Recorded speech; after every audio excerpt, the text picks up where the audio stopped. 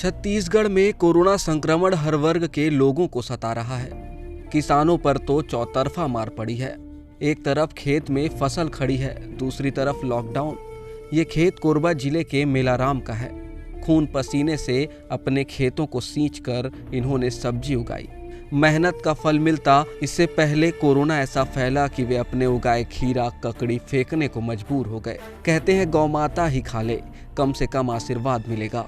ETV Bharat से अपनी पीड़ा बताते हुए वे भावुक हो गए। सिस्टम पर गुस्सा भी उतारा।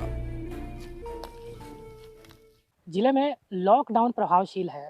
विगत 12 अप्रैल को ही कलेक्टर ने कोरोना संक्रमण को रोकने के लिए लॉकडाउन लगा दिया था। प्रशासन को कोरोना संक्रमण रोकने के लिए लॉकडाउन ही अंतिम विकल्प नज़र आता है। हुक्मरानों को जो अंतिम विकल्प लगता है वो किसानों के लिए किस तरह से त्रासदी बनकर उनके ऊपर टूटता है, आज हम आपको इससे रूबरू कराएंगे। लॉकडाउन भले ही शहरी क्षेत्रों में या संक्रमण को रोकने के लिए एक ठोस विकल्प के तौर पर शासन इसे इस्तेमाल करती है, लेकिन जो रोज़ी मजदूरी करने वाले मजदूर हैं या जो किसान हैं, जो मेहनतकश किसान, उनकी कमर इस लॉकडाउन ने तोड़ कर रख दी है। इस इलाके के इस वक्त हम कोरकोमा गांव में मौजूद है, जहां इस क्षेत्र में कई कंटेनमेंट जोन भी बनाए गए हैं। इस कंटेनमेंट जोन से ना तो कोई बाहर आ सकता है, ना यहाँ से कोई बाहर जा सकता है। संक्रमण रोकने के लिए भले ही ये कारगर उपाय हो, लेकिन किसानों के लिए यह बेहद मुसीबत बनकर आया है। किसान अपने फसलों को लेकर शहर तक नहीं ले जा पा रहे हैं। खून पसीने से सींच कर जिस फसल को उन्होंने उगाया था, आज उसे वो कचरे की तरफ फेंकने को विवश हो गए हैं। हमारे साथ मेलाराम जी हैं, किसान हैं।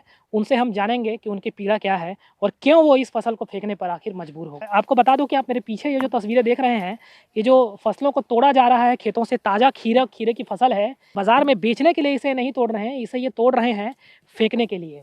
तो मेलाराम जी से हम बात करेंगे और उनसे पूछेंगे कि आखिर क्यों वो इन फसलों को फेंकने पर विवश हो गए। मेलाराम जी बताइए। नमस्कार भैया, मैं ये बताना चाहता हूँ, ये खीरा मैं इसलिए फेंक रहा हूँ। मेरा खीरा आज विकास खंड मेरा कोरबा है। कोरबा में लॉकडाउन होने के कारण आज जो है मेरा जो जितना भी मेरा फसल, जैसे खीरा है, ककड़ी है, करेला है, टमाटर है, ये सारा चीज़ मेरा व्यस्त व्यस्त पड़ा हुआ है। तोड़वा करके भी अगर मैं इसको ले जाने की कोशिश कर रहा हूँ अपना कोरबा, तो जा कर के चौक में मुझे पुलिस डंडा मार के कहाँ जा रहा हो, क्या कर रहा हो, ऐसे कर रहा हो, ऐसे कर रहा हो करके पूछ रहा है।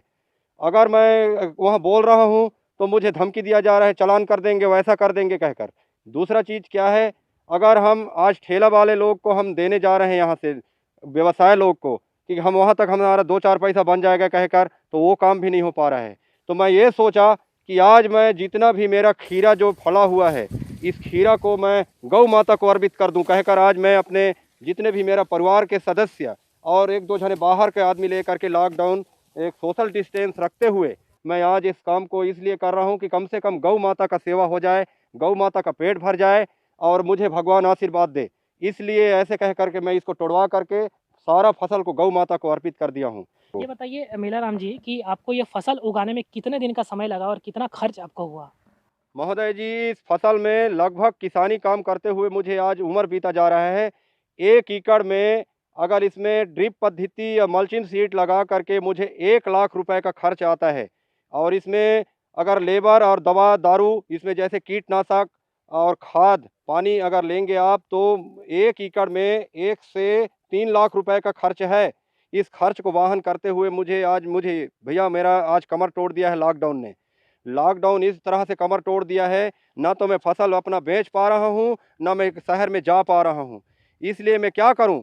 इसलिए मेरा ये समझ में नहीं आया कि मैं इसको क्या करूँ। तो मैं सोचा कि किसी का मतलब भोजन का काम बन जाए कहकर मैं इसको गौ माता को अर्पित कर दिया। इंसान तो नहीं खा सकता, लेकिन मेरा जानवर पशु पक्षी खाएंगे, वो शाबाशी देंगे और आशीर्वाद मुझे प्राप्त होगा। ये तो रही खीरों की बात। ये सिर्फ मेलाराम जी के खीरों के खेत है जो लगभग 1 एकड़ में है, और जैसा कि ये बता रहे हैं कि 2 से 3 लाख रुपए की लागत इन्हें आई, जो कि अब पूरी तरह से बर्बाद हो चुकी है। मेरी बाईं तरफ हम आपको चलेंगे और वो करेले के खेत भी दिखाएंगे, जिसे मेलाराम तोड़ नहीं रहे हैं, क्योंकि अगर उन करेलों की ये तोड़ाई करेंगे तो उसे फिर ये शहर जाकर बेच नहीं पाएंगे, वो ख़राब हो जाएंगे। लेकिन पेड़ में लगे अब करेले की फसल भी अब बर्बाद होने लगी है। करेले के खेत भी, आप खीरे के खेत हमने देखे मेलाराम जी के, अब हम उन्हीं के करेले के खेतों में हैं और करेले में फल लगे हुए हैं, करेला फला हुआ है। मेलाराम जी से पूछते हैं कि वो इन्हें तोड़ क्यों नहीं रहे हैं। मेलाराम जी, ये बताइए कि आप इन्हें तोड़ क्यों नहीं रहे हैं? करेले की फसल पककर तैयार है। महोदय जी, ये अगर ये फसल मैं तोड़ता हूँ तो मैं बेचूँगा कहाँ इसको? इसलिए मैं इसको ना तो मैं तोड़वा पा रहा हूँ, ना कुछ नहीं। पूरा लॉकडाउन की वजह से पूरा फसल मेरा बर्बाद हो रहा है। अंदर ही अंदर पूरा फल इतना फला है, देख सकते हैं आप। ये पूरे हर जगह में एक फल है।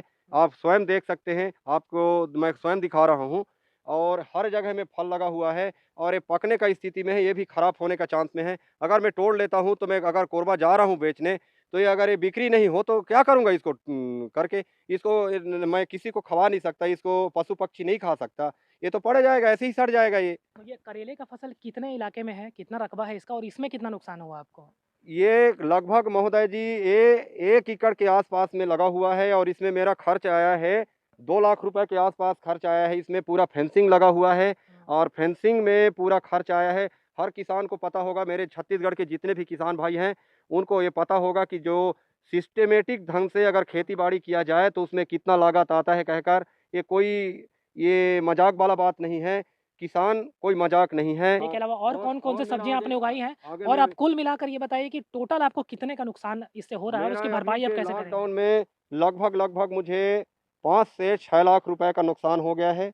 अगर मैं पूरा सिस्टम में चलूँ तो मेरा 10 लाख रुपए का नुकसान हो गया है और मैं किससे बोलूँ कि मेरा नुकसान हो गया है कहकर? मैं तो समझ में नहीं पा रहा हूँ कि मैं किसको बोलूँ? आदरणीय कलेक्टर महोदय जी को समझदारी होना चाहिए कि कम से कम किसान के लिए राहत करूँ। आज आदरणीय हमारे कलेक्टर महोदय जी इस हमारे किसान को देखे भी नहीं, झाँक करके भी नहीं देख रहे हैं कि किसान मर रहा है, सड़ रहा है। हम मानते हैं कि कोरोना वायरस से हमारा जीवन अनमोल है, लेकिन इसका ये अर्थ नहीं है कि हम हमारा जीवन भी बचे और किसान का 2 पैसा भी फ़ायदा हो। आज जो लॉकडाउन में फँसे हुए हैं, उनके पास चावल नहीं हो, ना उनके पास सब्ज़ी नहीं हो, तो उसको कौन देगा उसको चावल? हैं?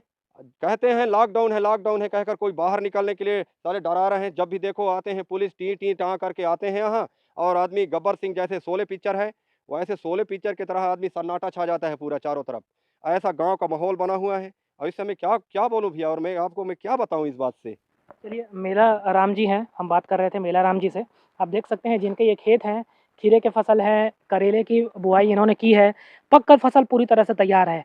बेहद क्षुब्ध है व्यवस्था से मेला राम जी, बेहद नाराज़ हैं, बेहद आक्रोश है व्यवस्था के प्रति। ये अपनी खड़ी फसलों को अपनी आँखों के सामने बर्बाद होता देख रहे हैं। एक किसान के लिए इससे बुरी बात और कुछ हो नहीं सकती है। कोरकोमा से राजकुमार शाह, ईटीवी भारत, कोरबा।